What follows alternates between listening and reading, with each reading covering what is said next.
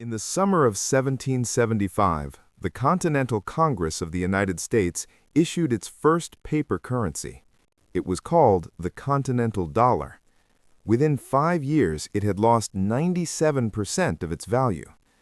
American soldiers fighting for independence were being paid in money their own government could not guarantee.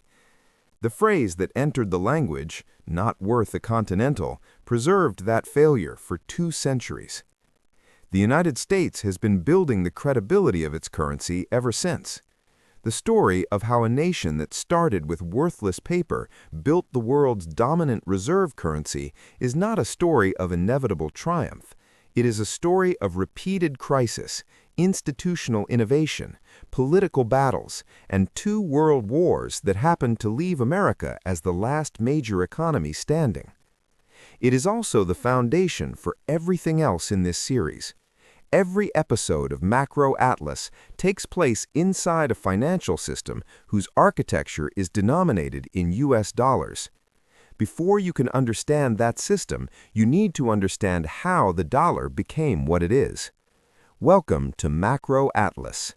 This is the origin story of the world's money. Chapter 1. The Currency Chaos of the New Republic. When the United States declared independence in 1776, it inherited the monetary chaos of its colonial past. The 13 colonies had each issued their own paper currencies: Massachusetts bills, Virginia tobacco notes, Pennsylvania pounds. British sterling circulated alongside Spanish pieces of 8, which had been the de facto currency of Atlantic trade for 2 centuries. Continental dollars had been printed and inflated into worthlessness. The new nation had no central bank, no unified currency, and no mechanism for establishing monetary credibility. Alexander Hamilton, the first Secretary of the Treasury, understood that this was not merely a financial inconvenience, it was an existential threat to the new republic.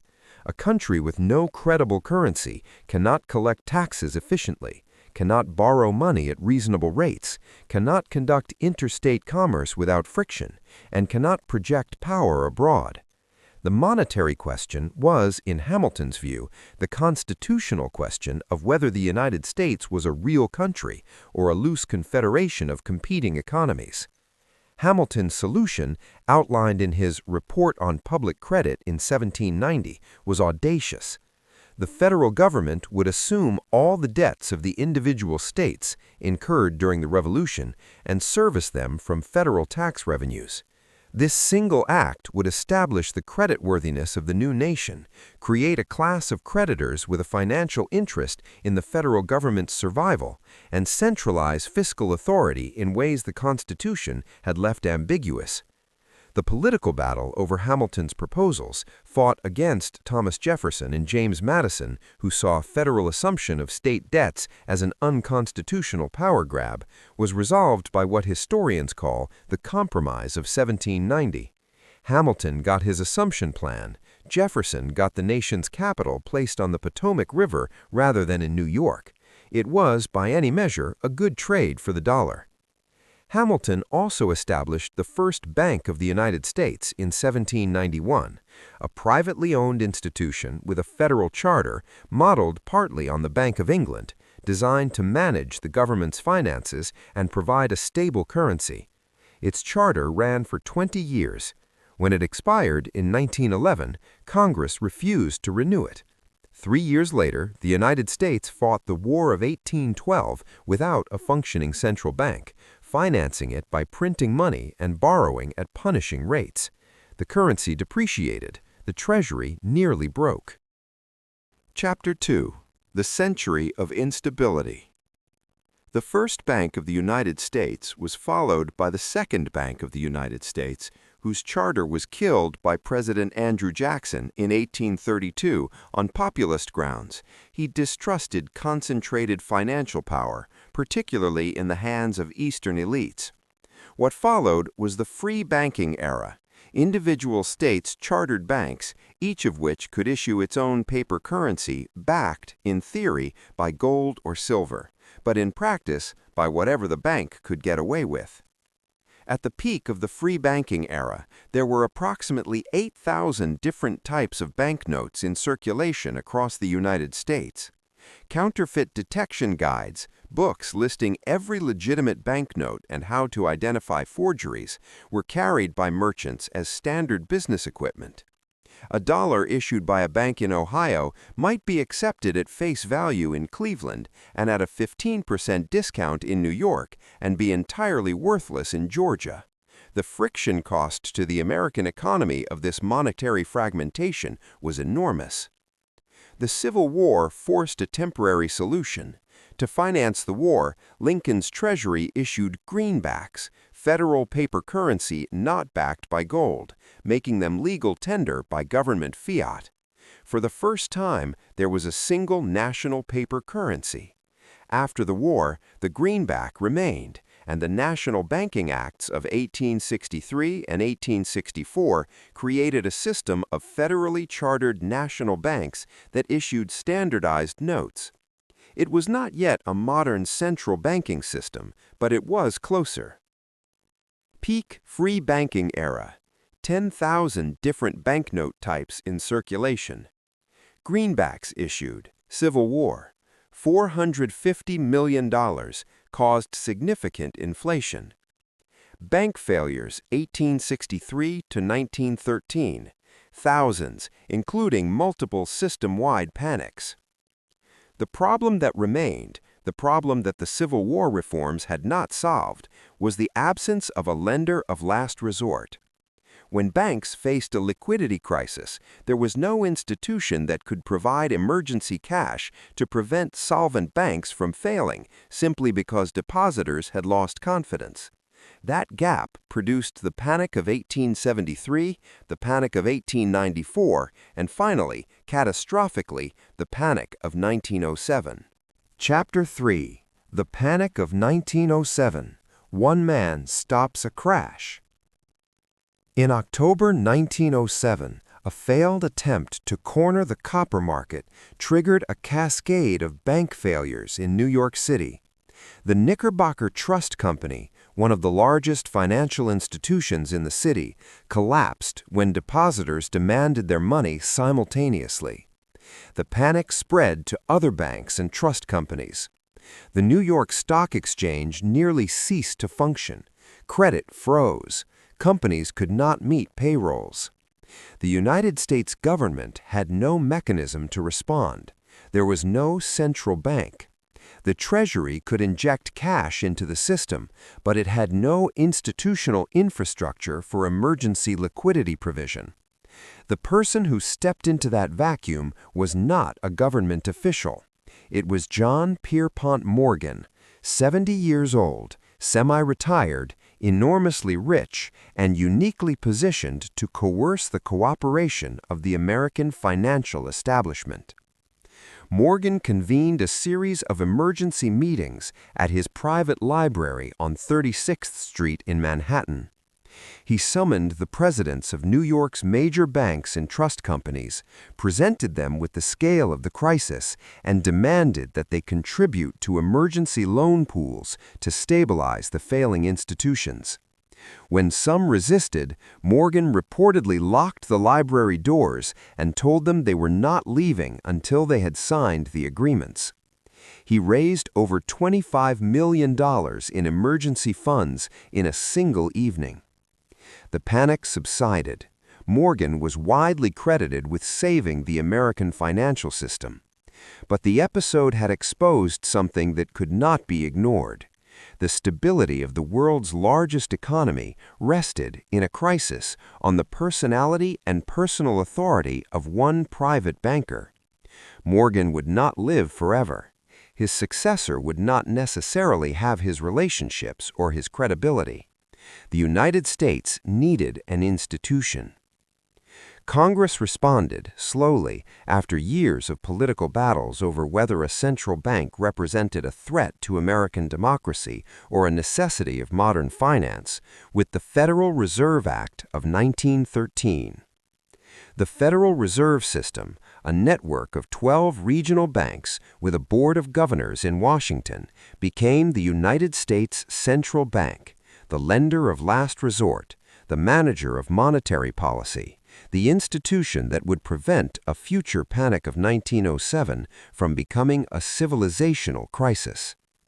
The Federal Reserve was not created by economists. It was created by terror. The terror of watching the world's largest economy brought to the edge of collapse because one elderly banker happened to be available on a Tuesday evening in October. Chapter 4: The Dollar in the World Before the Wars. In 1913, the U.S. dollar was one significant currency among several. The British pound sterling was the world's dominant reserve currency, backed by the Bank of England, the anchor of the gold standard, the currency in which international trade was primarily denominated. The pound had held that position for over a century, underwritten by the industrial and commercial power of the British Empire. The United States was by 1913 the world's largest economy by GDP, but it was not yet the world's dominant financial power. American companies were large. American banks were, by international standards, relatively unsophisticated. New York was a major financial center, but London was the capital of international finance. The dollar was the currency of a continental economy, not a global one. 2 world wars changed that equation in ways that no deliberate policy could have engineered. Chapter 5: 2 Wars, 1 Beneficiary. The First World War broke the British Empire's financial dominance without immediately replacing it. Britain financed its war effort partly by selling its American investments, liquidating the vast portfolio of U.S. securities accumulated over decades of capital export, and partly by borrowing from American banks, particularly J.P. Morgan, which served as the British government's financial agent in the United States. By 1918, Britain was a debtor nation to America for the first time in its modern history. The pound remained important. The City of London remained influential, but the structural reality of global finance had shifted. New York had become a creditor center. The United States held a significant portion of the world's monetary gold. American banks had developed international capabilities they had not previously possessed.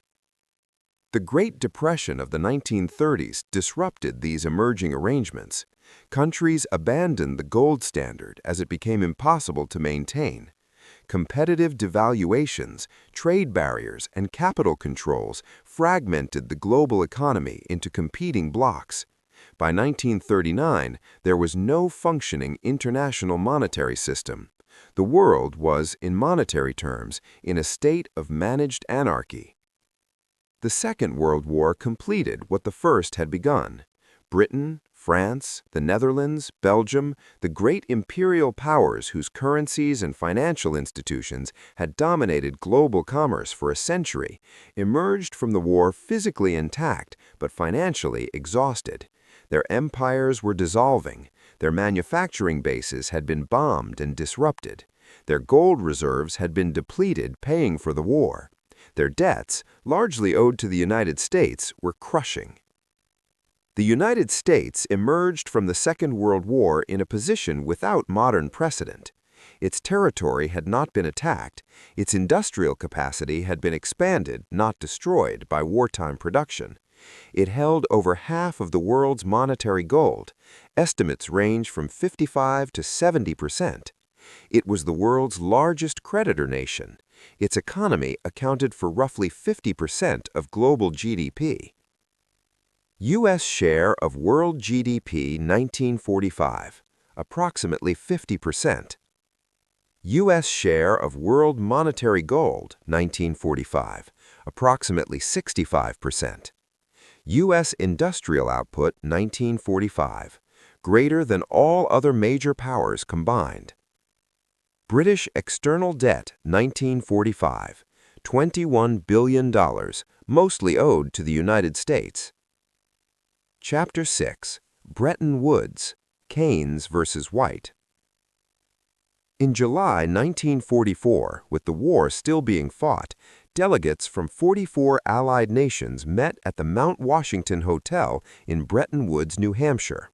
The purpose was to design the post-war international monetary system. The two principal architects were Harry Dexter White, representing the U.S. Treasury, and John Maynard Keynes, representing the British Treasury.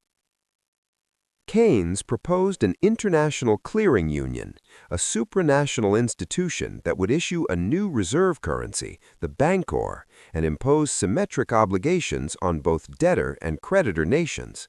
Countries running trade surpluses would be required to spend or lend their surplus, preventing the accumulation of imbalances that Keynes believed, correctly based on the 1930s experience, led to global deflation and depression. No single country's currency would be privileged. White proposed something simpler and, from the American perspective, more advantageous. The U.S. dollar, backed by gold, would serve as the world's reserve currency. Other currencies would be pegged to the dollar. The International Monetary Fund and World Bank would provide stability mechanisms. The architecture was elegant and practical, and it happened to place the United States at the center of the global monetary system. Keynes argued presciently that giving the creditor nations reserve status would create chronic imbalances. The creditor would accumulate surpluses, while the rest of the world accumulated deficits, and the adjustment burden would fall entirely on the debtors. He was right. His proposals were rejected. Britain needed American loans to survive the post-war Reconstruction period, and it was not in a position to bargain. White won. The dollar became the world's reserve currency, pegged to gold at $35 per ounce. Every other currency was pegged to the dollar. The IMF would manage the system. The World Bank would fund reconstruction. The architecture that emerged from Bretton Woods governed the global economy for the next 27 years, and its ghost governs it still. Keynes brought the better argument to Bretton Woods. White brought the gold. In international negotiations, the gold tends to win. Chapter 7. The Privilege Explained. Reserve currency status is one of those economic concepts that sounds abstract until you examine its specific, concrete effects, and then it sounds like the most important thing in the world. A reserve currency is the currency that other countries hold as the foundation of their own monetary systems. Central banks keep reserves to defend their exchange rates, conduct international trade, and signal financial credibility to markets.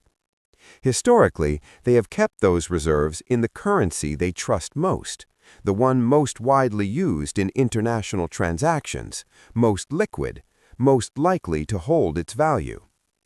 When the dollar became the world's reserve currency, it created a structural, self-reinforcing demand for dollars that exists independently of American economic performance. Countries need dollars not because they particularly like America, but because international trade, oil, commodities, shipping, financial instruments, is denominated in dollars. To conduct trade, you need dollars. To hold reserves, you hold the currency most used in trade. The circle closes. The practical consequences for the United States have been substantial and durable. American government borrowing costs are structurally lower than they would otherwise be, because there is always a global pool of buyers for U.S. Treasury bonds, central banks holding dollar reserves. The Federal Reserve has more flexibility in monetary policy because dollar-denominated assets are held globally, absorbing monetary expansion that would otherwise be entirely inflationary domestically. American companies have a currency advantage in international trade and investment because they operate in the currency that everyone else needs. And, crucially, the United States can run a persistent trade deficit without the currency crises that afflict other deficit countries. When a smaller economy runs a trade deficit, its currency eventually depreciates, making imports more expensive and exports cheaper, correcting the imbalance. The United States has run a trade deficit in every year since 1975. The dollar has not collapsed because the global demand for dollar reserves absorbs the trade deficit's effects. The adjustment mechanism that works for everyone else does not apply to the United States in the same way. Chapter 8: The Dollar's Competition and Why It Has None. The euro was introduced in 1999 with the explicit aspiration of creating a rival to the dollar in global trade and finance. 25 years later, the euro accounts for approximately 20% of global foreign exchange reserves, significant, but less than a third of the dollar's share. The euro's structural weakness is the same as the dollar's structural strength, in reverse. There is no single European treasury issuing unified euro bonds, no single fiscal authority backing the currency with its full economic weight. The euro is a currency without a state, and markets ultimately prefer currencies backed by states. The yuan, China's currency, is the most serious long-term candidate for a dollar rival. China is the world's second-largest economy, the world's largest trading nation by some measures, and has been actively promoting yuan use in international trade and finance. The yuan's share of global reserves has grown from near zero to approximately 2.5% over the past decade. But the yuan faces the same obstacle that has limited every challenger: trust. Reserve currency status requires the holding country to believe that the issuing country will not expropriate their reserves, inflate them away, or restrict access for political reasons. The dollar's credibility was built over 200 years of mostly honored commitments, independent central banking, and deep liquid markets. China's capital controls, the opacity of its financial system, and the lack of an independent judiciary make the yuan a difficult currency to hold at scale as a reserve. Chapter 9: The Ledger. The U.S. dollar became the world's reserve currency through a combination of institutional innovation, geopolitical fortune, and deliberate construction. None of it was inevitable. Hamilton's assumption of state debts gave the new republic credibility it had not earned. The Federal Reserve, born from the terror of 1907, gave it a lender of last resort. 2 world wars destroyed the alternatives. Bretton Woods formalized the architecture. The petrodollar arrangement, which is the subject of the next episode in this series, embedded it into the structure of energy markets. Each of these steps was contingent. Any one of them could have gone differently. The dollar is now so dominant, so embedded in the infrastructure of global trade, that its position feels permanent. It is not permanent. No reserve currency has ever been permanent. The pound was dominant for a century and is now one currency among many. The dollar has been dominant for 80 years. Whether it remains dominant for another 80 depends on the same things that made it dominant in the first place: institutional credibility, market depth, political stability, and the willingness of the rest of the world to believe that the United States will honor its commitments. That belief has been tested before, in 1971, when Nixon closed the gold window, in 2008, when American financial institutions nearly destroyed the global economy, in 2022, when the United States froze $300 billion of Russian reserves, raising questions about the safety of dollar assets for any country that might one day disagree with Washington. The dollar has survived every one of those tests, not because it was invulnerable, because the alternatives were always less credible. The dollar is not the world's money because America is the world's most virtuous country. It is the world's money because, after 200 years, it is the most trusted. And trust, once built over centuries, is the hardest thing in finance to replace. Thank you for watching Macro Atlas. Next episode, how America used the dollar as a weapon, the petrodollar deal that nobody voted for and that still structures the global economy today.